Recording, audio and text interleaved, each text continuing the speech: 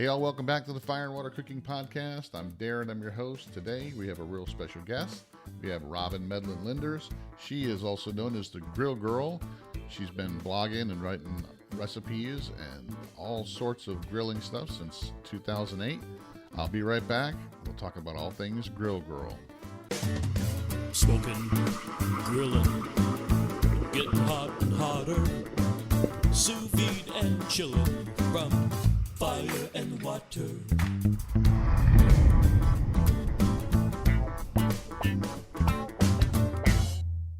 Hey all, this is Darren, and I want to take a minute to talk to you about Masterclass. I just signed up for Masterclass, and I can tell you what, it's well worth it. Masterclass is where you can learn how to cook from Gordon Ramsay, you can learn how to sous vide from Thomas Keller, you can learn how to make Texas barbecue from Aaron Franklin himself. All these classes are available on Masterclass, plus many more. Masterclass has great video content, interactive assignments, social interaction with the Masterclass community, all for just one fee. You can either buy each individual class for $90 each, or you can sign up for the annual pass, which gives you access to all their classes for just $180. And that's what I signed up for. Check it out, guys. Masterclass has some of the best online training you can find. Check it out, guys, in the link below. Masterclass, amazing. Now on to the show. Welcome back to the Fire and Water Cooking Podcast. I'm Darren, I'm your host, and today we have a real special guest. We're talking with Robyn Medlin Lindars. She is also known as the Grill Girl. Robyn, welcome to the podcast, and tell us a little bit about yourself. Well, thanks so much for having me, Darren. It's nice to meet another Floridian. So I'm Robyn, and I've been writing about grilling since 2008 on grillgirl.com. So I'm the editor-in-chief and creator of grillgirl.com, and food personality, recipe developer, and generally fun gal, if I do say so myself. And you're a fellow Floridian, so you're I guess you grew up you were over in Hollywood area, Fort Lauderdale, between Fort Lauderdale and Miami, which I spent some time down there in the 70s and 80s. That's where I kind of grew up when I lived in that area. Was Oakland Park, northern part of Broward County. So I'm really familiar with that area, but you said recently you moved over to Fort Myers, which I'm also familiar with that area. So let's start from the beginning. How did you start writing about, grilling and outdoor cooking? Yeah, so I've always been a writer. In school, I actually have a journalism degree, believe it or not. And right after college, I don't want to date myself, but right after college, 9/11 had just happened, and so it was pretty hard to find jobs in the industry. But I did eventually end up working for a newswire service, which if you've ever heard of, when you see places that send press releases, and anyway, and I'd always been writing on the side and contributing writers places. And I was learning a lot about blogging, which at the time was like a totally new thing. Now it's like, old hat, right? And so it was also right around the time when I had just moved to Florida. I moved via Atlanta because I'm actually originally from North Carolina, but I think of Florida as my spirit animal state. And so I was just really exploring cooking a lot. I've always loved to cook and I've loved to write. And then lo and behold, one night I had a couple glasses of Chardonnay, I think, and I was like, I'm going to start a blog. And that's kind of how it started. It kind of started on a whim, but it was an embodiment of my love to cook and my love to write. And I think it was just kind of a perfect storm of all these different things going on in my life, and that I was dating someone, so I had someone to cook for, which was really exciting. Like if you love to cook but you don't have anyone to cook for, it's kind of a bummer, right? So when you actually have a captive audience, if you will, and also at the same time, I was newer to Florida and South Florida, which is like a tropical paradise, and I was like, gosh, I just want to spend more time outside, and I really just discovered grilling because I was like, I can pretty much grill 24/7. There's really no off season, if you will, in Florida. And so that's essentially how it morphed, was that I I had a couple glasses of wine, started a blog. I had just been getting into grilling. And I just decided that I needed to start documenting all the stuff I tried. And then when I really started getting into grilling, I was like, gosh, why are more females not grilling? And, you know, to take it back, I mean, it's 2020 now, but back in like 2008, grilling for females was much more of a novel concept, you know, and also think about this was before pellet smoking. I really think that especially like Traeger and the concept of pellet smoking has really kind of brought grilling out to the forefront for a lot more females right now. So yeah, so back in the day, it was kind of a novel concept, and I figured if I can do it, anybody can do it. And I started grilling all the time, and also just hosting these women's grilling clinics to teach other women like how much fun grilling can be, to not be intimidated about it, and you know, just so you can, you know, I just felt like, you know, not all pitmasters are also like big burly ladies too, right? Like they can be like myself, like I'm all of 5'1", not even 5'1", right? And it's a great way to eat healthy, you know, throwing something on the grill. So that's kind of how it started, and it's been such a fun ride ever since. Yeah, that's one of the things I love about living in Florida too, is that we don't have a grilling season per se. You know, we can grill pretty much all year long. It gets down to, you know, maybe in the mid 30s, 1 or 2 days out of the year. So Yeah. we don't get any snow or anything like that. But one of the bad things though is that we don't normally get grills that go on sale a lot, because since we do Right. grill all year long, you know, they don't really blow them out at the end of the season per se. Some Yeah. places will, but you know, I just love living in Florida because of that, because we can, you know, all year long we can grill, you know, no matter what. Absolutely. But In fact, our off season is when everyone else's grilling season, right? Like summer for us is when it's the hottest, and when Right. you're getting into hurricane season. So that's almost like, you know, when everyone else is like, woohoo, grilling season, you're like, it's really hot, I might stay in. Exactly. So I mean, it sounds like to me, just like everybody that I've talked to so far, because I've talked to, you know, Susie at Hey Grill Hey, I talked to Jess Pryles. You didn't really have any culinary background, but you just love to cook. And that's kind of me too. You know, I never had any culinary training, you know, never went to culinary school or anything like that. I did work in restaurants and stuff, but I just always loved to cook and loved to eat. So it sounds like that's kind of how it started with you, right?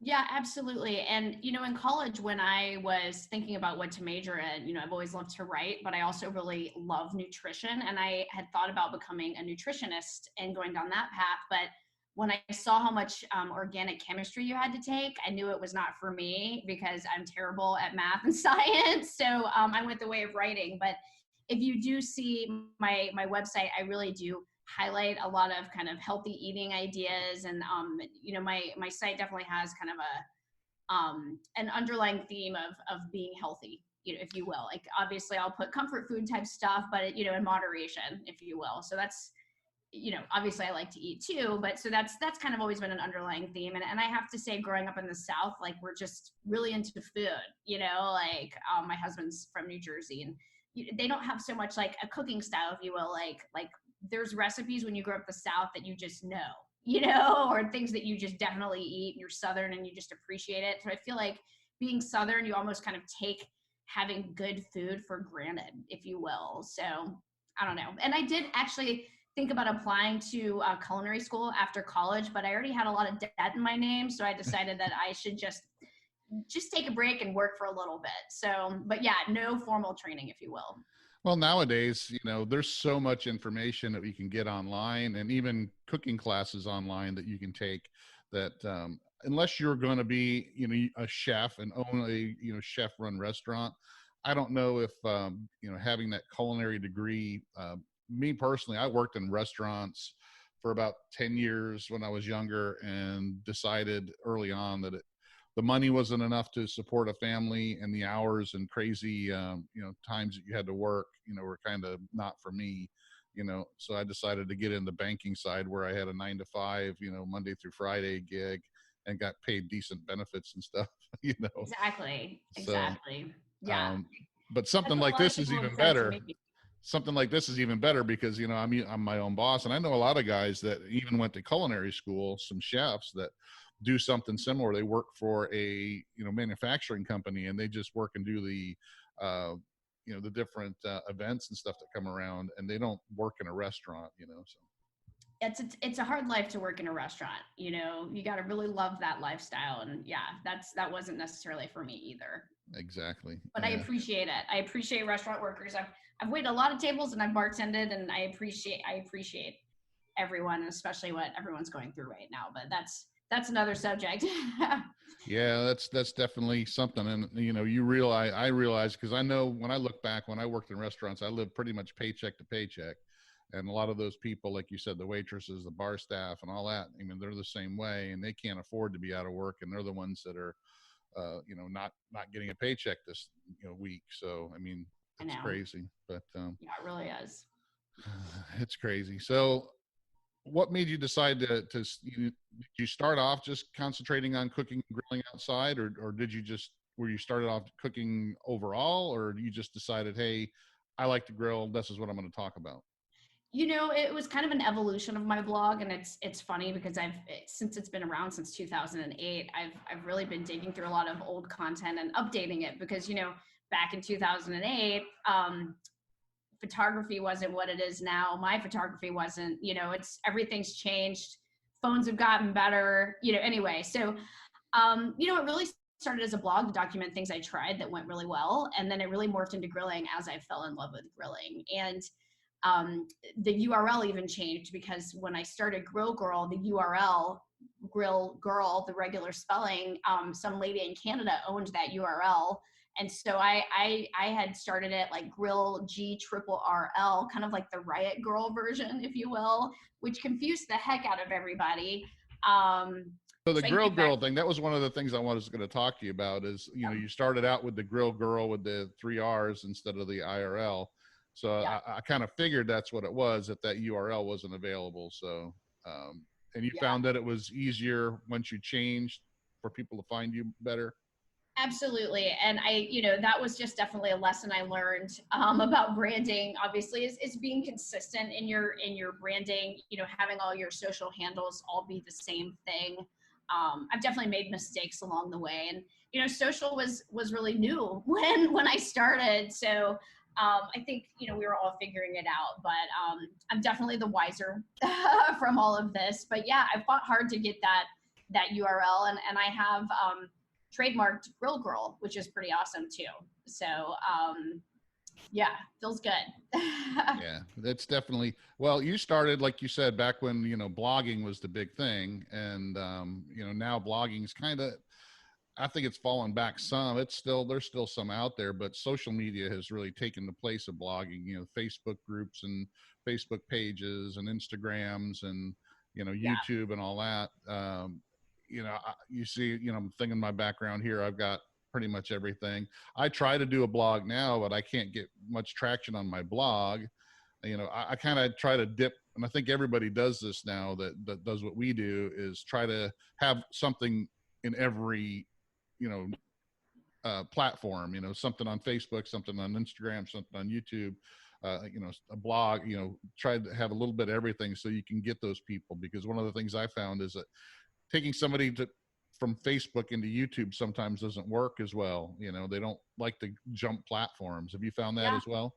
Absolutely. I have, and I would encourage anyone listening to this, if you're a female, I would love for you to join. I just started a group called Girls Who Grill, and I've got some great female pitmasters, and I've got some newbies in there. But absolutely, there's people that only hang out on Facebook, and then there's only people that hang out on Instagram. And as someone, I'm as much a recipe developer, but I'm also a digital marketer. You have to think about what your goal is, right? And, with the blog, I always say to myself, gosh, had Instagram been around, or if I, had I started this later or whatever, I might not have ever started the blog, just because these days you can be a quote unquote influencer and just post recipes on Instagram. However, there's not a lot of staying power as far as clickability with Instagram, right? And really where what you can do with a blog is monetize it with ads. And I think when you start thinking about getting into or being a brand, how you can take your content and what life cycle that goes through. And it's taken me a while to figure that out. And you know, what worked when I started out is very different. You know, the things are different, right? So, you know, but learning like the life cycle that content goes through, right? Like, you know, the blog, forms its has its place in that. You know, obviously when people are looking for recipes, I hope they're going to look at my website and you know, check out one of my recipes, but then I can repurpose that content onto Facebook, and then I can take it onto Instagram. And Instagram is great from a branding perspective, but it's not a great vehicle for clicks, which Facebook is. And I feel like, you know, even myself, I've been guilty in neglecting Facebook because I was so focused on Instagram, whereas Facebook actually draws a lot more traffic than Instagram ever will, just based on the way the platforms are built. So, you know, even if people listen to your podcast and are thinking about starting a business or wanting to become an influencer, these are things to know, just, you know, so you understand where to spend more time or less time, if you will. Yeah, and I'm the same way, but I'm kind of reversed. I started out my whole fire and water cooking brand. I started out when I discovered, I used to be in barbecue for a long time. You know, I was big into it as a hobby. And then I kind of stumbled into sous vide, and, you know, just being curious about different cooking methods. I watched a couple videos on YouTube on how to mix the two. One of them was my friend Greg Mervich from Ballistic Barbecue. He's got a big YouTube channel. Love and him. and you know, I got really fascinated with combining these two methods. You know, one, you know, the fire and water, you know, water being the sous vide and the fire being the barbecue and Yeah. and grilling. And I started it on Facebook, you know, started a group, you know, on Facebook, and then it kind of started building from there. So I really didn't have an Instagram presence, and my Instagram presence is a lot lower. I got a group on Facebook that's got over almost 9,000 followers on it now. Wow. But my Instagram is like only 600 or 700, you know, so it's like, and I discovered early on, I started the YouTube channel not too long after the Facebook group, and it still hasn't grown quite as much as the Facebook group. But I discovered early on that to pull somebody from a different platform was just really hard. You know, you would figure if I have 8,000 on Facebook, you would think, okay, well, all those 8,000 will come to YouTube or Instagram, but it just doesn't work that way. Yeah. And I think it's the same way with the blogs, or remember the old bulletin board type, you know, groups that were out there, like, you know, Amazing Ribs still has, you know, the Pitmaster Club, but those are few and far between anymore. But those used to be really interactive, and that's where I think Facebook's more interactive, especially the groups. People go on there all the time and go, what's the time and temp for, you know, pork tenderloin, you know, and they just expect somebody to be sitting there and give you an answer right away, you know, instead of looking it up, instead of going to your blog and pulling up a recipe for pork tenderloin. They go into a Facebook group and go, pork tenderloin, give me a time and temp, go. And then you got 18 people that are giving them the answer. And it's a great resource. I love it. Yeah. So I think it's more of that group mentality there than just following a single person. Even though I started that group and I kind of run the group, they're not there just for me. They're there for everybody else that's got the same, you know, weird mentality as I do. Yeah. know? Yeah. And, you know, groups are a great way to kind of cut through the clutter of all the political stuff that goes on Facebook. I think it gives you a place to hang out without having to be into that, you know? Yeah. Well, then some of that stuff comes up to, you know, the barbecue groups. You always got somebody who's my grill's better than your grill. You know? For sure. Yeah. Team Grill, Team Traeger versus Green Mountain Grill or whatever, Kamado versus Egg. People just like a sports team, right? People get really excited. And it's funny because even in the sous vide groups, you know, it's the same thing. It doesn't matter if it's a grill or if it's a sous vide circulator, you know, Anova versus the Jewel, you know, and it's like, you know, no matter what it is, it could be, you know, a pen, you know, this pen, you know, oh, it's the ball, you know, it's going to be the, you know, the one brand versus the other. You know, it's like but, you know, people love that kind of stuff, and that's what gets them interested. And that's why I don't represent, you know, just anything. I try to show people, you know, what they can do with these different cooking methods, and try not to get too much involved in that kind of stuff, you know? Yeah, absolutely. you're the vehicle for the experience. Exactly. Well, take that grill, whatever it is, whether it's a, Big Green Egg or a Kamado Joe, and here's how they're the same type of grill. Here's how you can use it for something. Absolutely. So the area where you kind of started, Broward County of Florida, is not really known for barbecue or grilling. It's more, people think of it as beaches and cocktails and spring break. Back when I grew up there, it was all the spring break where the boys are stuff. So did you find that you not being in a barbecue area hard when you started out, or? Honestly, I think that the whole experience for me, I actually grew up in North Carolina, but I lived in Atlanta before I moved to Florida. And I had started coming to Florida a lot for a previous job. And then, I decided to move and, got a different job and whatnot. And at the time, for me, it was just like so different that it kind of like awakened my senses, if you will, like being in the tropics and even just, South Florida, even coming from a place like Atlanta, was so much more diverse. Like, and all the people that live there. And so for me, it was really exciting because, South Florida has such a Latin influence, but on top of that, it also has a huge like Jamaican influence and Haitian influence and even like Canadian influence, right? So you just have a lot of different cultures and people milling about. And so if you look at my website, I actually have a lot of what I call Floribian, if you will, which is like Florida/Caribbean, infused cooking, if you will. And it really just kind of, I'd say, heightened my creativity and just made me want to experiment with new flavors. I was living in a place where I had bananas and mangoes growing in my backyard, and carrots on the power lines. And so if you see a lot of my early recipes, it's things like mango cobbler, or I got really, and I continue to be very into Jamaican cooking, just because, it was so readily available to find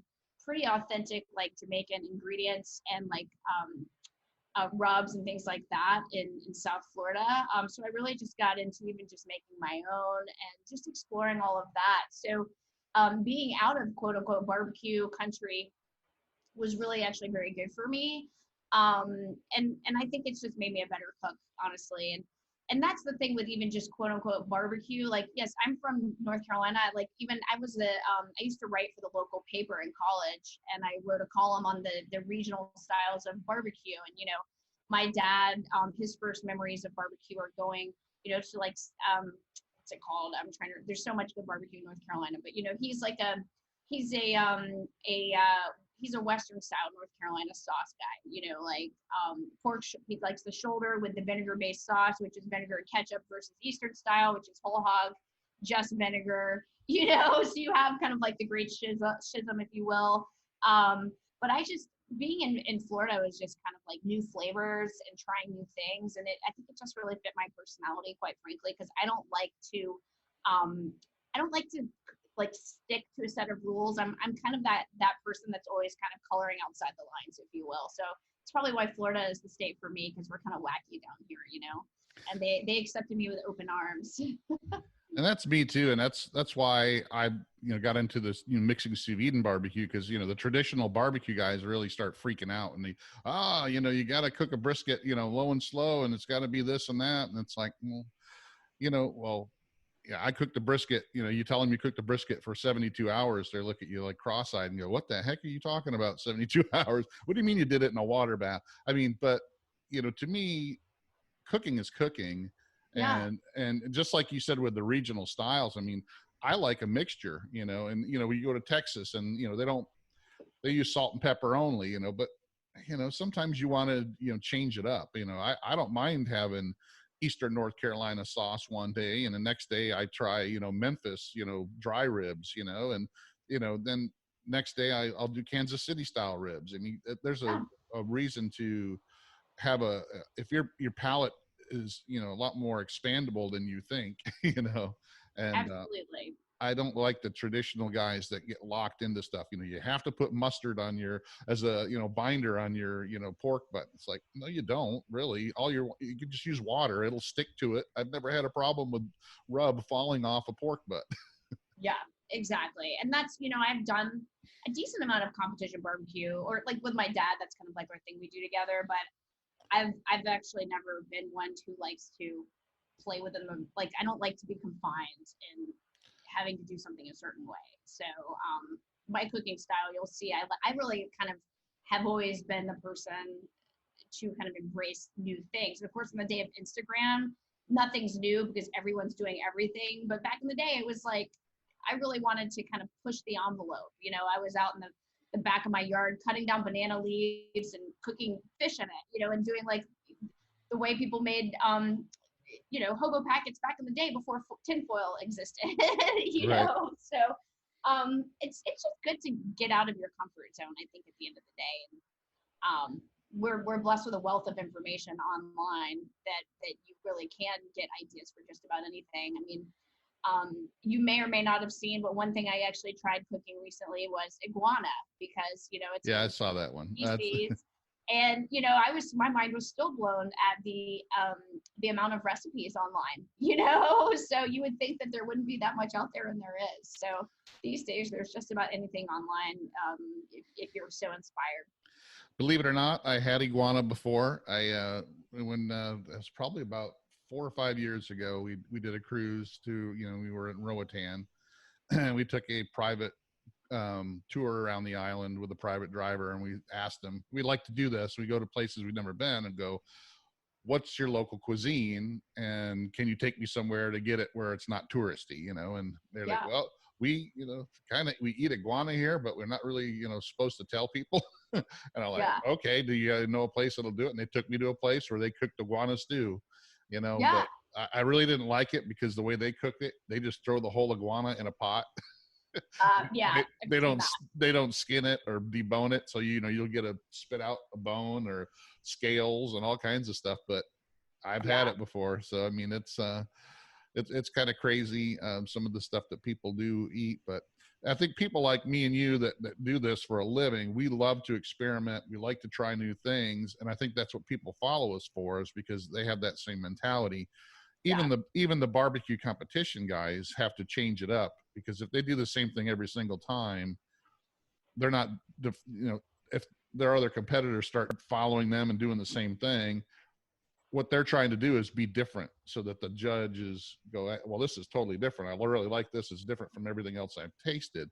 So they change it up as well, even though some of them will try not to tell, oh, this is the rub I use every single time and it wins every single time. Well, that's probably not the case, because you and I both know competition barbecue is not what they eat on a normal daily basis. They do a lot of things to barbecue that during the competition that they wouldn't feed their families. And it wouldn't be sustainable to cook that way. Right. Exactly. So, you touched on that. So let's talk about that. So you do a barbecue competition. You still do that every year with your dad? Like actually through my blog, I had an invitation to start doing a competition, and my dad and I did it together. And it had always been his dream just to check out Memphis in May, and he had already been competing at the time he lived in South Carolina on the South Carolina Barbecue Association, SCBA, I think is what it's called. And so it was we've done it about 10 years now. So we've done Memphis in May every year. He started his own team a couple years ago. That's since they both parted ways. But I've actually been getting a little bit into the SCA, State Cook-Off Association, because I just love how fun and easy it is, and I'm by no means a competition cook. I might do a couple a year, and I think you really have to do a lot to be good at it. And, as a mom, and just, we have a lot going on. It's not something I do a lot, but I love my competition family. And I think for, especially women who are learning to grill, the SCA has been a great organization, because you don't have to have a massive smoker to join, or really you need a charcoal or just a little grill and some charcoal, and you're good to go. Actually you can use a pellet smoker, you can use any kind of grill you want. And just, I think the barrier to entry to do state competitions is very low, which is awesome, because there's some, when you see a lot of that barbecue competition stuff, it requires a significant investment in time. And not everyone has that. Like, I know just Memphis in May, our team spot, it was a minimum like $12,000, to get your foot in the door, to rent your space and everything. Like it's you're running a small business at that point, and I think something like that kind of takes the fun out of really what it should be all about, which is getting together with your friends and doing a competition, but having fun, is a big part of it too. So I've been doing a couple of state competitions here and there, and I think they're a blast. I talked to Malcolm Reed and his wife, and they said the same thing. I talked to Harry Sue. He said the same thing. I even had Brett Galloway, who the president of SCA, on about 4 episodes ago. So if you go back to my podcast about 4 episodes back, Brett's on there. Love all of those guys. Talking about how they started, 6 years ago, with like 5 or 6 or 10 events. And then now, well, until this last month or so, they were supposed to have like 500 events this year worldwide, in Australia and Europe, and to go from like a handful to 500 in less than 6 years is kind of it shows you that people are really wanting it. And like you said, people want it because it's only a day or a day and a half. You don't have to, it's not the big huge investment that you have to do if you're doing a barbecue competition. You don't have to dedicate yourself to it. But even like I said, Malcolm, who's a big barbecue competition guy, said he loves doing them too. He has his kids involved in it. It's more of a family event. He said it's what barbecue competitions used to be back in, when he first started, when they were smaller. But now, like you said, it's a big investment to do a barbecue competition. It is. I actually interviewed Malcolm Reed at the World Food Champions last year because I was competing at the Firewoman Challenge, and he was there doing the state cook-offs. And got some great tips from him for my viewers and whatnot. Because actually, his brother is the one that won it last year, the World Champs, which is kind of cool. They've just got cooking in their blood. Yeah, he's a great guy. I loved having him and his wife on. They're really nice. They're willing to help anybody. So absolutely. Well, let's take a quick break, and then we're going to be right back with Robyn Medlin, Lindars from the Grill Girl, and we'll be right back after this word. Hey, all, I want to introduce you to a company I just started working with, Fresh Jack's Organic Spices out of Jacksonville, Florida. They're a small, family-run company that's fast-growing. I've tried a bunch of their different seasoning blends and spices, and I can tell you they're all fresh, all organic. None of them contain artificial flavors or sweeteners. None of them have anti-caking agents or preservatives. They all taste like they were just made for you yesterday. Check them out, guys. They're on Amazon in the link below. They have different sample packs, different blends. Like I said, they also have the individual seasonings and spices as well. Fresh Jack's Organic Spices. Check them out, guys. I love them. All right, so let's talk about get down into all things Grill Girl. So you started out as a blogger and kind of just putting that out there, and then over the years, things kind of developed, and you got into the social media stuff. So where are you at now? What all does Robyn, the Grill Girl, have going on right now? Yeah, so my focus this year has really been highlighting other women on my site. I've started something called the Girls Who Grill. So I just feel like as the owner of grillgirl.com, I should be highlighting more women. Especially in today's age, I feel like there's been kind of an awakening, if you will, with more women discovering grilling. I do think it's truly because of the pellet grill, because it is kind of like an outdoor oven if you think about it. So been highlighting more women on my site. I've got something that's launching momentarily called the barbecue calculator. So if you go to my website, you can actually plug in any kind of meat or cut, and it'll give you the minimal internal temperature and then optimal wood for smoking. So if you say, for example, plug in a New York strip, it'll give you all the ranges of doneness as well as optimal woods. For me, I like cherry, but for others, it could be like an oak. And so it gives you a lot of different ideas and options, but gives the reader some guidance, because I know I can't always remember that stuff off the top of my head, even after doing this for a while. So that's something that's coming out. I'm also launching, going into e-commerce on my site. So I just feel like I've already created some groundswell here. So that's something else I'm moving into. and a barbecue rub is going to be coming out pretty soon. So, and then I am considering doing some virtual grilling classes just because I had a couple on the docket. But with the way things are right now, you never know. So I think that actually I can be an even better resource by doing this virtually, so that it doesn't matter where you live. You know, these days you can be so connected with technology, and I do. If there is a silver lining to all this stuff with the virus, it's that it's helping people adapt to embrace technology so that you can be together apart, if you will. So, you know, and on top of all of that, my husband and I just we're building a house on 30 acres out in the country, and that's kind of all consuming, if you will. So never a dull moment there, and that, you know, it's been kind of crazy because we've had our share of wild animals, including things like wild boar. So I've had the opportunity to cook wild boar now, which is something new. You know, my motto to myself is always try new things. And so I've definitely had the opportunity with all of that to be trying new things. So yeah, never a dull moment around here. So speaking of trying new things, have you ever tried mixing sous vide with barbecue or grilling? Have you used sous vide? Do you have a sous vide? I do. I have a Jewel. I love my Jewel. My husband got it for me, I think 2 Christmases ago, and I was kind of anti sous vide for a little bit just because I was like, why do I need an extra step? And then I discovered that it really makes some amazing food, and especially like a sous vide steak then finished on the grill is freaking amazing. So we love our sous vide over here. Yeah, and that's one of the things when I really started getting into it, I looked past what everybody said it could do and started looking at like things that only it can do. And then when you mix it with barbecue, and I even talked Stephen Reichlin, I think, into trying it out, because he said he was the same way. He's like, I am live fire guy. That's all I've ever been.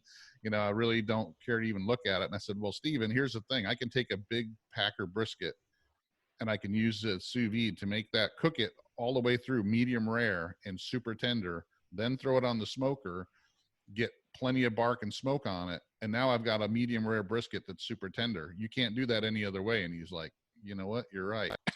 Yeah. So, I mean, there's Put that in his new cookbook. I wonder if he did. No, not yet. I mean, he'll probably play around with it, but you know, that's the kind of things that I look for is, you know, and like, you know, I'm not telling people that it's not what's the best thing. It can do something different. You know, people will say, well, is a sous vide and then smoked brisket better than a regular traditionally cooked one? Well, that's personal preference. Taste is going to be taste no matter what. But I tell you what, you can do some things when you mix the two that you can't do with one or the other by themselves. Yeah. I can't smoke a brisket in the sous vide bath, you know, and I can't, you know, make a medium rare brisket on the smoker. So, and make it tender. So, I mean, when you start doing stuff and experimenting with things, it's not really is it better if I do it this way? It's more it's different. Just like fried chicken and barbecue chicken are different. It's absolutely cooking, you know, so when you start expanding, it's sous vide barbecue fusion. I love it. Yeah. And I still like cooking a regular, you know, pure smoked brisket every once in a while. But, you know, like I said, you know, and people will always, you know, it's not, I tell them it's not a cooking method versus a cooking method. It's, you know, when you start, you know, it's just a different thing. I like things cooked all different ways, you know, all different kinds of stuff. So, you know, some of the traditionalists can get kind of, you know, they just get something in their head and get it all twisted up. But you know what happens when you say you're not going to do something? You end up doing it. I keep learning this the hard way. So I say, if I ever say I'm not going to do anything, it probably means I'm going to. So, because I said I wouldn't cook with a sous vide and then I loved it. I have so many I said that about pellet smokers. I was like, not for me. Love my pellet smoker. I mean, yeah. You know what? The guy from New Jersey. I've always been like, you know, yeah, from the South. So, you know, it's like when we were young. I mean, I don't want to eat that broccoli, you know, but you never had it. You don't know if you like it, right? Right. But I don't want it. But then you taste it and you go, I like that. Exactly. So back to my inner motto is always try new things. Yeah, so exactly. All about trying new things, whatever it is. And then create new things and experiment, because that's the thing too. I like, you know, hey, I like coffee rubs. And who would have thought that, you put coffee and mix it with garlic and salt and pepper, that you can put that on a steak and it tastes phenomenal. I always thought, drinking coffee, I don't want to put coffee grounds on something I'm going to eat, but you know what? It works, Absolutely. Yep, exactly. All right. So besides your blog and your social media, that's one thing I want to touch on, because you have a YouTube channel, but it doesn't seem like you get much traction there. And that actually, I was looking at it today, and you had like a big gap, for a couple of years, you kind of just let it alone. Did you just not have much activity on it, or was it too much work? I think for a while I just got so busy, especially when I had a kid, and I just didn't have a lot of extra time on my hands. And I've definitely started putting more videos out lately. So I did have a gap, but I'm back into doing more videos, and actually I'll have a lot more videos. I have a slew of videos I'm going to be uploading. It's part 2 of Grill School. I put out a series of videos called Grill School, just to teach the basics of grilling. It's kind of like a video forum of my women's grilling clinics, because I feel like there's a lot of content online that speaks to cooking and barbecue, but like, let's learn the basics, like how do I start a grill, or how do I cook fish, and things like that. So I have a lot more videos coming out, and I have some sponsored videos as far, with I'm doing recipe development for a lot of brands, this year in my docket. So you'll see a lot out there as well. Yeah, that's great. And that's another thing you touched on, is that even in the Facebook, I'm in a lot of Facebook groups, especially the barbecue ones, and I'm just surprised that every day there's somebody that comes on a smoking, hey, I'm brand new to smoking, and it's a 48-year-old man, it's like, I just bought this master built smoker. What do I do with it? And it's not just women that are like that. It's men too, that never cooked before. And, they all of a sudden now they went to Walmart or Home Depot, and they saw something on sale, and they're like, you know what, I'm going to start trying to do this. And they're out there looking for information as well. So. Yeah, and that's who they're for, and they're for anyone. I mean, I go from the basics, but once you get the basics under your belt, then you can really explore.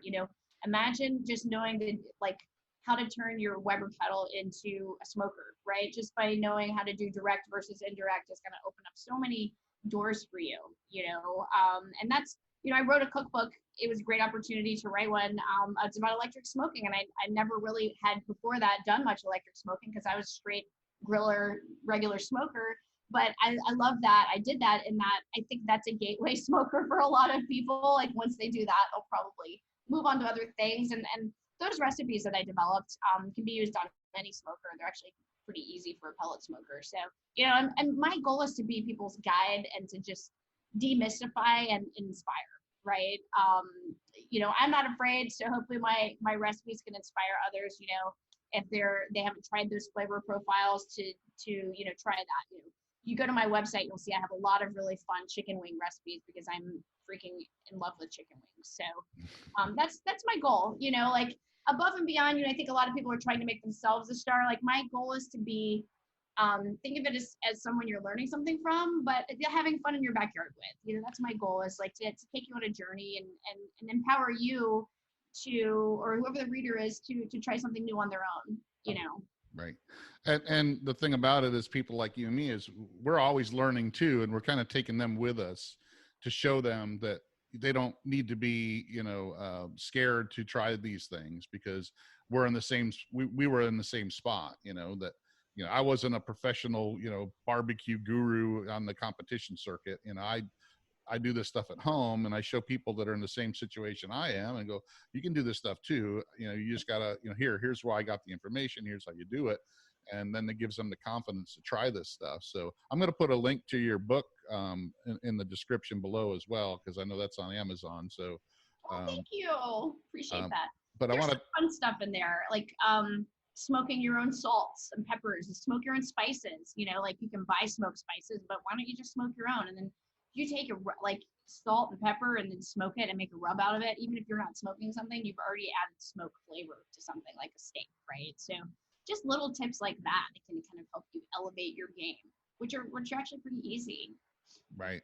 That's one of the things too I want to talk about, since we talked about electric smokers, is just since you've been doing this since 2008, and I've been doing barbecue since, I believe me, I grew up in upstate New York. So you said you were from like New Jersey and North Carolina. Upstate New York is like all they did was just grilled chicken and burgers and dogs. There was no Yeah. smoking or slow and slow. It's just all fast grilling, burn it and throw it on a plate. But Yeah. when I moved to Florida, I got more into, the low and slow and stuff. But just in the last, I would say probably the time that you've been doing this in the last 10 years, the technology that has been released into the barbecue and the outdoor cooking, backyard cooking, venue is amazing. Not just the pellet grills, but all the different kinds of other grills that are out there. Even the utensils and utilities, like you said, with like the slow and sear for a Weber kettle, Yeah. and things like that have made it so much easier. It's so much diverse. I've got 6 different cookers out on my patio right now, and they're all different, and they're all like you said, you love your pellet grill. It's me too, and my pellet grill's it's a Camp Chef, and it's got the sear box sidekick on the side, which also has a griddle to it and a gas burner, so I can use it to make chili and all kinds of stuff. So the technology that's changed. How do you think it's helped with the outdoor people getting involved in outdoor cooking? Well, I think it just you have so much technology that didn't exist before. Like you may have seen back in the day, I made some instructional videos for the guys at Flame Boss. But there's you're getting all these things out there that allow you to basically smoke things without having to babysit your smoker. So you're just making it that much easier for people. Now you can monitor things via Wi-Fi. Like even my pellet smoker, just your basic, like I don't even really need a thermopen if I don't want to, just because it's already got a built-in thermometer, so for checking internal temps of meat. So you just have so many more options for quality control and making your life easier, so you don't just have to sit watching your meat or whatever it is you're smoking. I will say, however, though, with all of this technology, I think that just sometimes being back to basics is best. The more technology you have, the more technology that can fail. And I love my pellet smoker, for example, but the more things that you go into building something, there's more things that can break, So at the end of the day, I sometimes still always just use my kettle because it's wood or it's briquettes. I light it on fire. Those are really the only variables I have going on there, So I love technology, but at the end of the day, I think it's still about the basics.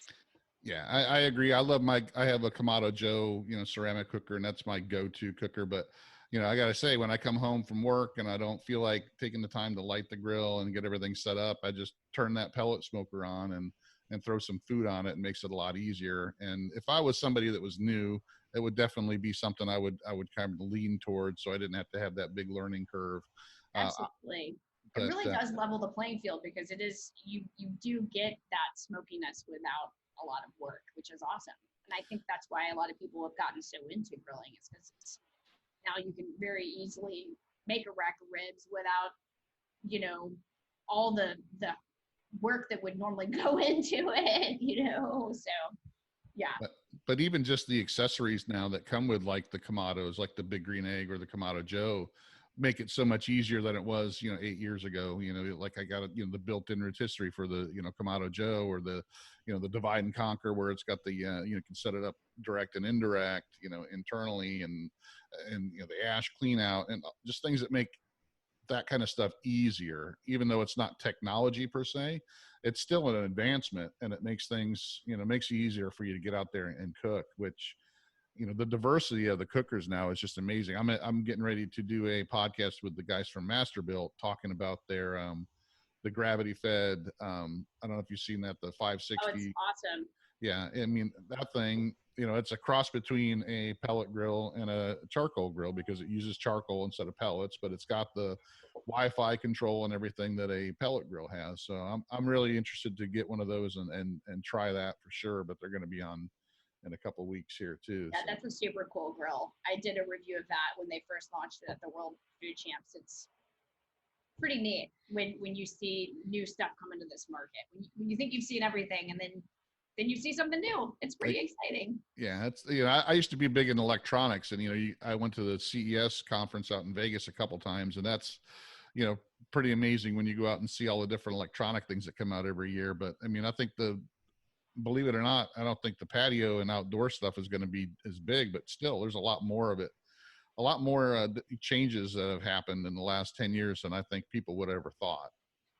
Absolutely. There's pellet smoking. There's Kamado cooking. I think you'll see a fusion of different types of grills, you know, coming out. So, like I said, you know, when you think you've seen everything, just wait. Yep. Something else will come along. Yep. Proving you wrong. So do you plan on doing any more books? For now, not. Books are a lot of work. I'm just kind of, and I think if I did another book for now, I'd probably self-publish. But we'll see. Yeah. I'm going to work on the e-commerce side.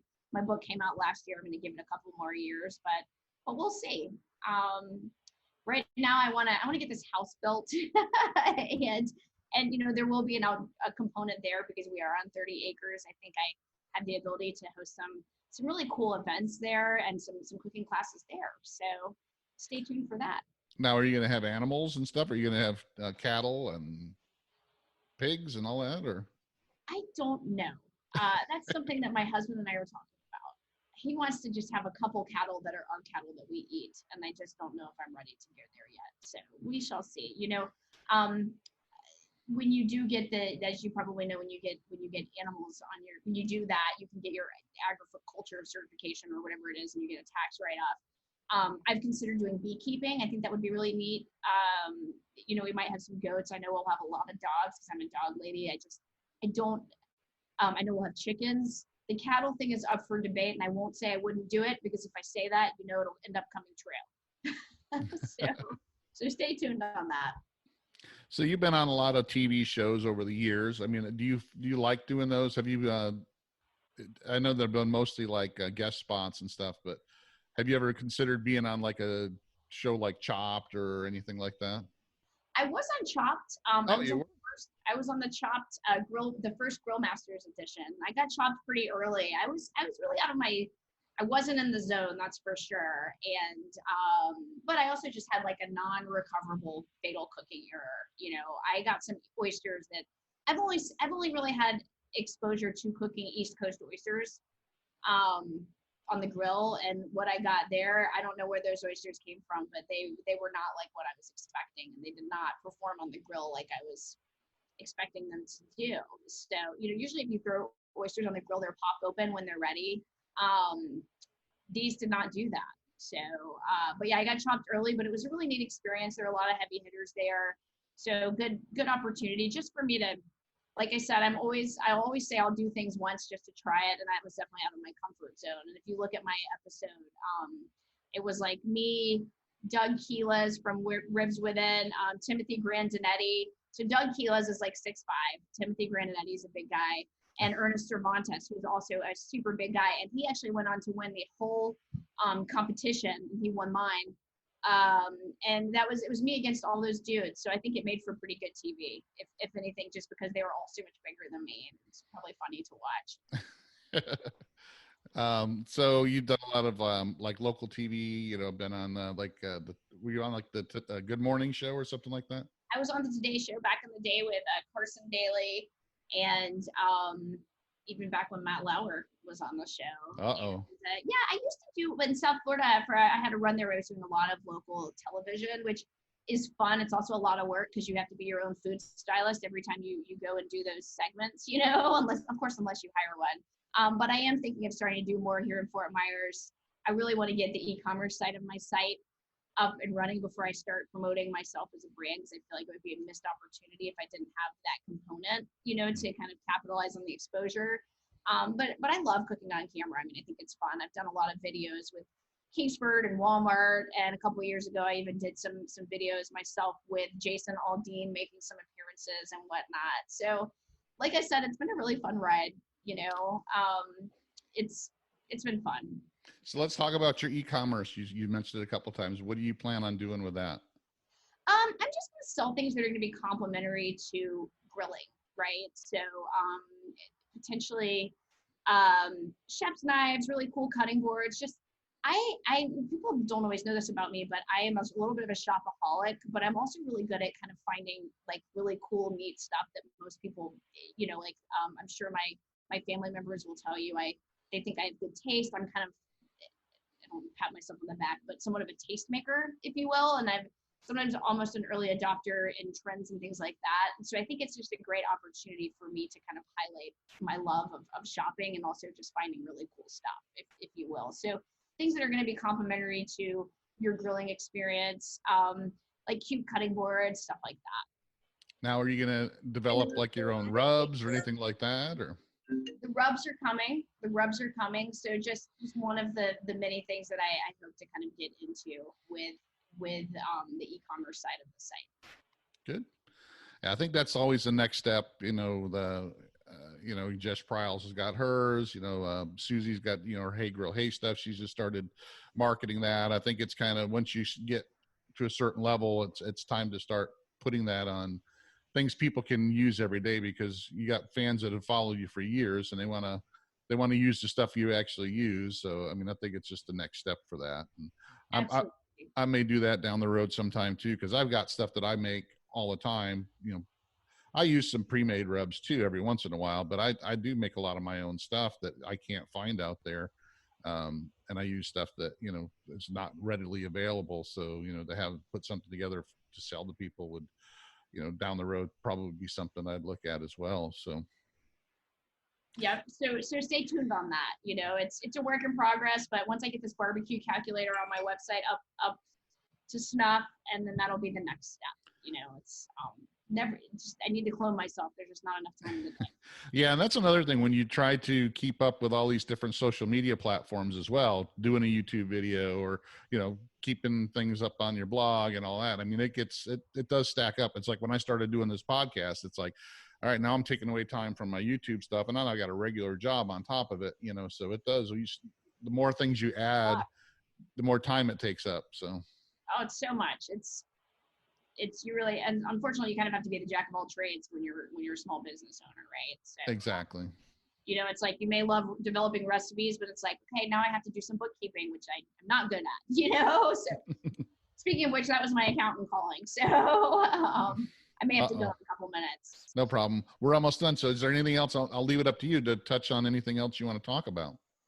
Yeah, I would just say, if I would love if people checked out my website, grillgirl.com, or follow me on Instagram at grillgirlrobyn with a Y, or also you can find me on Facebook at grillgirl. If you're a female that wants to learn more about grilling or wants to network with other female grillers, I'd love to invite you to my Girls Who Grill page. And just don't be a stranger. I'd love to connect. And these days with social and with technology, even though we may not be right next to each other, if we have shared the same passion, I'd love to get to know you better. So thanks so much for having me on, Darren. It was really a pleasure. I really appreciate you being on, and I'm going to link in the description below, both on YouTube and the podcast. People will be able to find your all those sites you mentioned, your website, the YouTube and Facebook and all that. So they'll be able to find you fairly easy. Thanks again for being on. I really appreciate you taking the time. I know you're busy, and especially in this time where you got your kids home and stuff, it's kind of hard to get things done. But thanks again for joining me. I hope to have you on again sometime.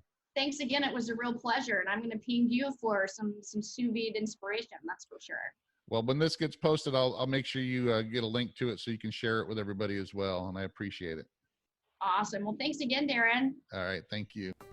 Well, there you have it, guys. I want to thank Robyn, the Grill Girl, for being on the podcast today. Make sure you check out grillgirl.com. Check her out on Facebook. Check out her YouTube channel. And also, you can find this video podcast on my YouTube channel, Fire and Water Cooking. You can also find me on Facebook, Fire and Water Cooking, and my Fire and Water Cooking Facebook group as well, and Instagram. Thanks for following, and I'll see you again on the next Fire and Water Cooking podcast.